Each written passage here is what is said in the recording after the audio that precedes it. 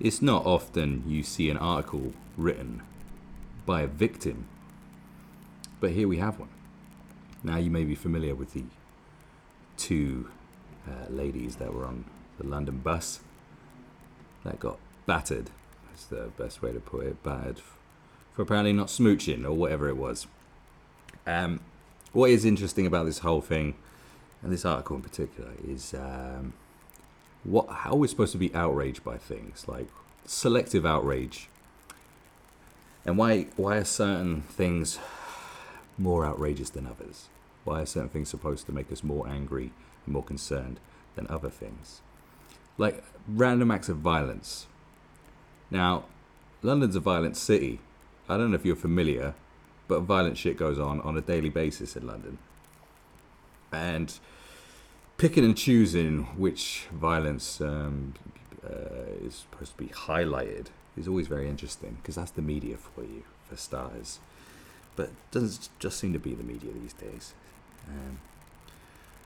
People can get attacked for all sorts of different reasons. I like to call hate crimes something different, or supposed hate crimes, because when you talk about hate crimes, you're talking about... So let's move this microphone a little bit. It's a bit precarious there. There's a small table. When you talk about hate crimes, you're talking about, homophobic, sexism, religious hate crimes, ethnic hate crimes. But then there's other crimes committed because people hate the way you are for all sorts of different and ludicrous reasons. So I like to call it crimes against non-conformity, because this is an age-old thing. I can remember friends of mine in London years ago who were into certain types of music, dressed a certain way, and were attacked. They used to carry knives, and they get beaten on just for looking a certain type of way. And this has always happened. You can go back to times of mods and rockers, I suppose. Like, oh, you're into that. You dress this way. I don't like you. I'm gonna fuck you up. I don't think there's much difference between someone sort of hating on you because you're a boy that kisses another boy, or you're a boy that wears gothy makeup and wears a Marilyn Manson t-shirt. I know that sounds a bit outdated, but that's the point I'm trying to make. This kind of shit goes on all the time. Why is one more outrageous than the other? Oh, because your sexuality is not your choice, and blah blah blah blah blah, or whatever. But it's still a heinous thing. You can disagree with the way someone is. You can go, that ain't for me. Keep that as a diss. I ain't into that, but go your own way, whatever. But then when you actually start beating on someone, attack someone for not conforming to your way of thinking, not being exactly the way you think everything should be about, being a person, saying, well, he's dressing like that. Why is he dressing like that? I don't dress like that. I think that looks stupid. I'm going to bash his face in. It's because, do you know what? It's all equal parts retardation at the end of the day. There's differences, obviously, between the music you like or the lifestyle you choose to lead and sexuality. The sexuality runs deeper amongst some people in certain communities and certain religions. But most of those things, take for religious examples, opposition towards homosexuality and so forth.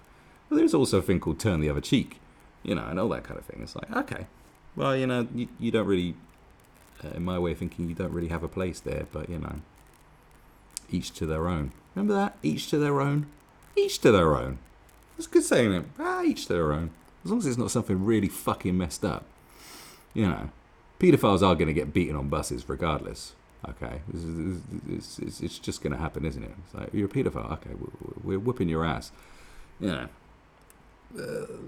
Stuff like that. Rapists. Murderers. Yeah. Well, people don't beat. People kind of praise murderers in a weird way. Each to their own. Each to their own. And what I'm saying is that apparently, being beaten down for your sexuality is fucking stupid.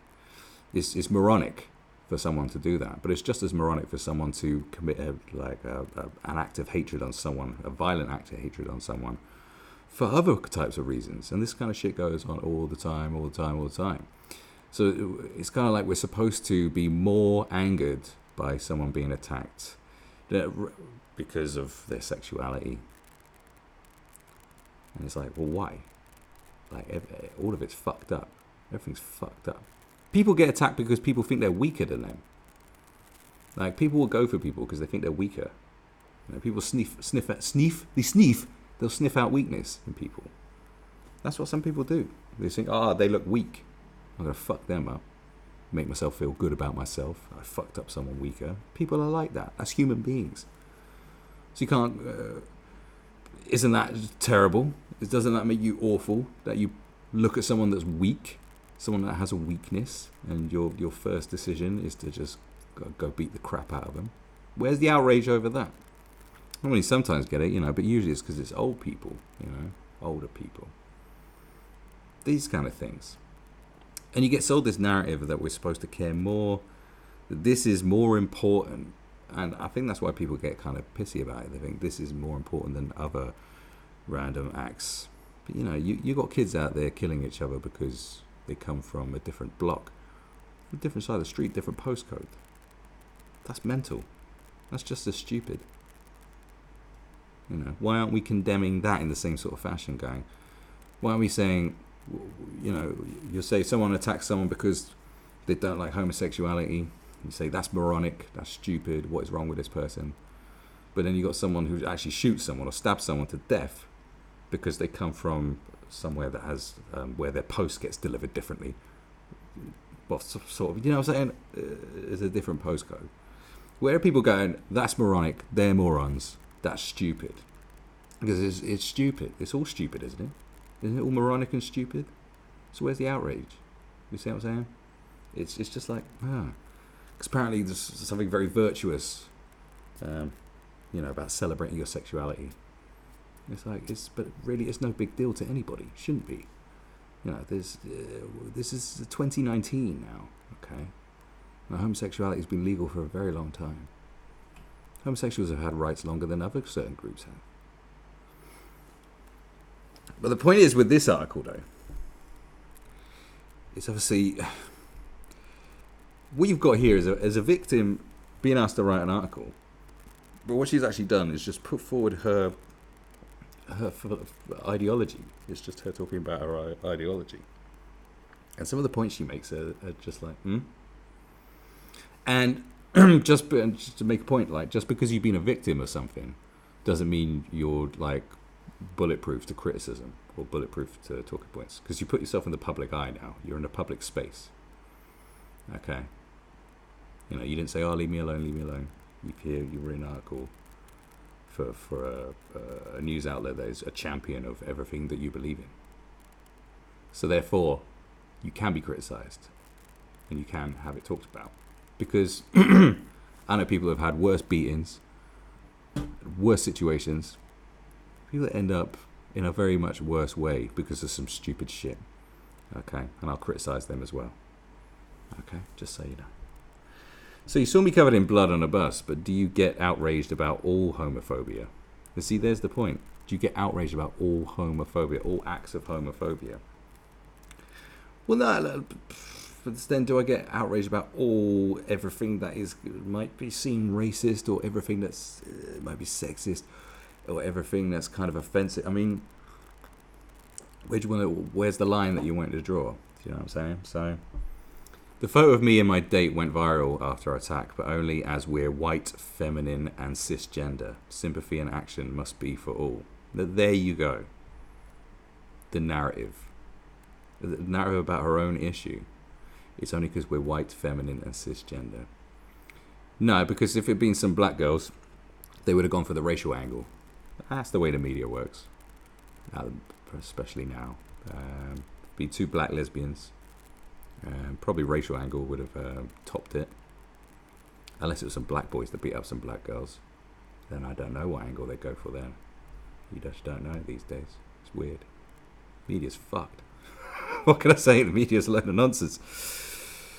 So on 7th June, characters from distant chapters of my life decided that my sudden trajectory into the headlines was an opportune time to reintroduce themselves, sending a torrent of misguided good vibes alongside the picture, asking Had I seen it? Had I seen it? I had seen it, of course I had, as soon as it was taken. I was weeping bitterly, head ringing in pain, as I sat next to my lovely date, Dr. Melania Gaymanat. Okay. Who was calmer than I, but dripping blood down her shirt front. We photographed the trail of our blood down the bus, ending at our still bleeding faces as we awaited the police. I watched in real time as our faces, white, feminine, draped in pretty hair. All right, okay. Sorry, I have to laugh there. White, feminine, draped in pretty hair. Are you being hyperbolic there? Well, what is it? Calm down. Circulated on every continent. Melania protected my name and information because I'm a private individual without an online presence. I guffawed the first time I read the not quite accurate, titillating headline, lesbians beaten for refusing to kiss. For starters, I'm bisexual, and that's besides the point. Okay. So if they said bisexual and lesbian beaten, do they have to be more specific? Is it less of a crime? Is this the point? Is it less of a crime because you're cisgendered? And I totally reject that term anyway. It doesn't exist in my vocabulary because I choose my vocabulary very carefully based on actual things. But besides that, I don't know what I'm talking about. Should there not be outrage because you're white and bisexual? Do you not have enough victim points? What is it? Memories of the fight are addled by adrenaline. Maddeningly, I don't remember exactly how it started. That's exactly what I thought. My persisting anger is directed not towards the idiots on the bus, but the reduction of my battered face to cheap clickbait. Okay. For several days, a graphic triggering photo of our bloody faces satisfied voyeurs and enriched companies whose values counter my own, such as News Corp and Sinclair Broadcast Group. Okay. She has a problem with those organizations, obviously, and for them sharing. But I tell you, do you know how I first saw it? I saw someone. It was someone in the LBGT plus whatever community was sharing it. The outrage. I mean, how did you posed for that photo? Okay, you both posed for that photo.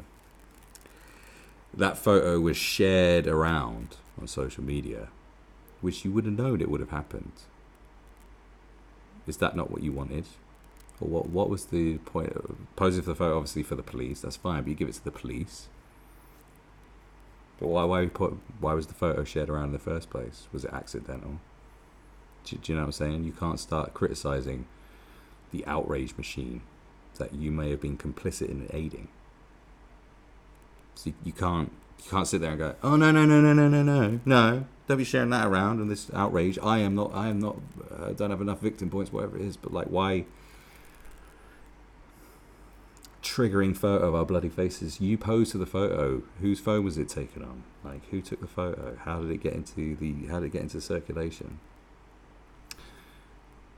Many of the outlets publishing my face without permission endorse racist, misogynist, and xenophobic platforms and politicians. One world leader on her last day in office concluded a long career voting in favour of anti-gay, racist, colonial practices by expressing her condolence to us. I don't know who that is. And there's your talking points. We know exactly where you're coming from politically right now, Anti-gay, racist, colonial policies. It's a very popular thing to say now, colonial policies. We were Instagrammed by celebrities, vacuously retweeted by politicians, itemised on BuzzFeed listicle. Despite so much inane coverage, Melania energetically leveraged her platform to highlight the misogyny embedded in the violence in today's hate crimes. She has inspired queers everywhere to share their own stories of abuse. A refrain I've heard ad nauseum is, I can't believe this happened. It's 2019. I disagree. This attack and the ensuing media circus are par for the course in 2019. In both my native United States and here in the United Kingdom, it always has been and still is open season on the bodies of, in no specific order, people of colour, indigenous people, transgender people, disabled people, queer people, poor people, women and migrants. I have evaded much of the violence and oppression imposed on many others by our capitalist, white supremacist, patriarchal system because of the privileges I enjoy by dint of my race, health, education, and conventional gender presentation. That has nothing to do with the merit of my character. Do you want me to continue? What on earth is that? That's a tirade of political ideology. This is why, if someone's upset and angry, fair enough, you can say a whole lot of stuff. But, nah, I'm not having it. I'm just not having it. This is just a tirade of nonsense as far as I'm concerned. This is just the same NPC talking points that everybody uses, that you hear regurgitated over and over again by kind of like what can only be described as like the brainless masses. A certain element of the brainless masses, just brainwashed. It just sounds like brainwashed lunacy rhetoric.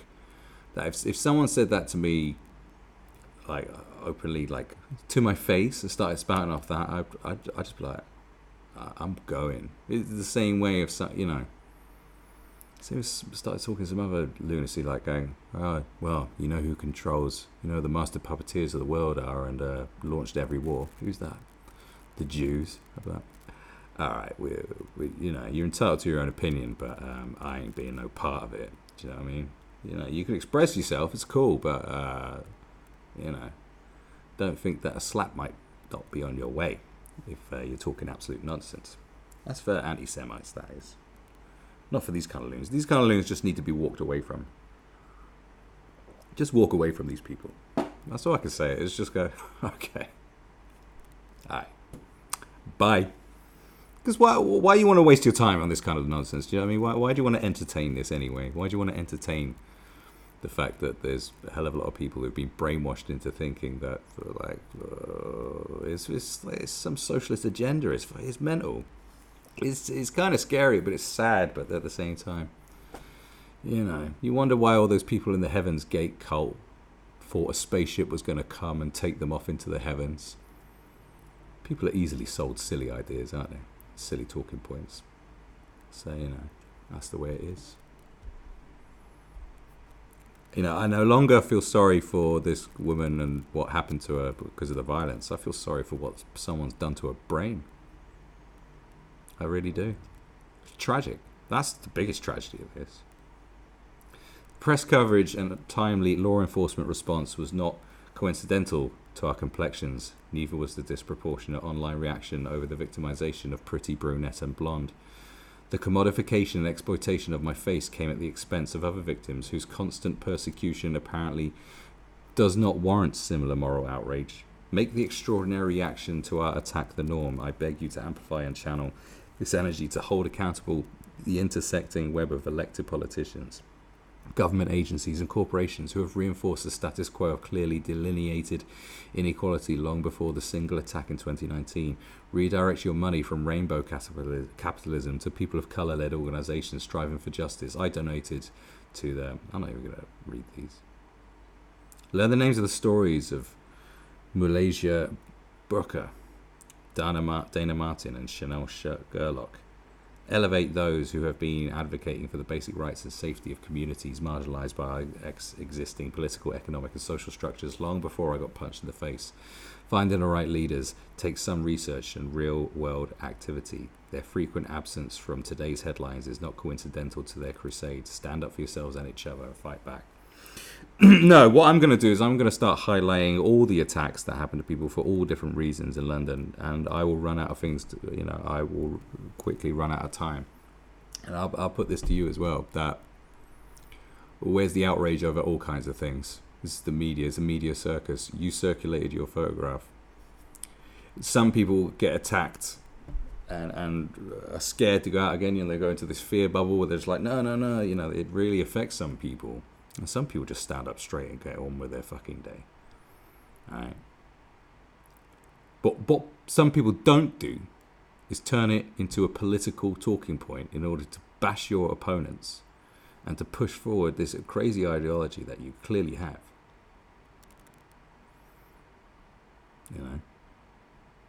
You've used it as some, like, all people, all these injustices that go on must be shouted loud and proud. Well, I'm going to shout loud and proud about all injustices that I see.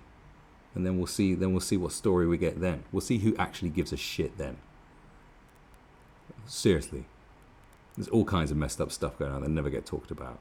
You want to play a game? You want to play a game of shouting out, like, who can, like, let's play the where's the outrage game. Let's play it. Let's do it. Let's play the where's the outrage game, because I'll win. Because I'll find stuff that is just abhorrent and never gets talked about on a daily basis. You don't understand. You understand the media clearly. Well, sort of. No, I'm not. You know, you're not going to use this incident that happened on yourself to push some sort of ideological warfare, to be part of the culture war, to be part of this is just no. You know, you have shown yourself to be an opportunist.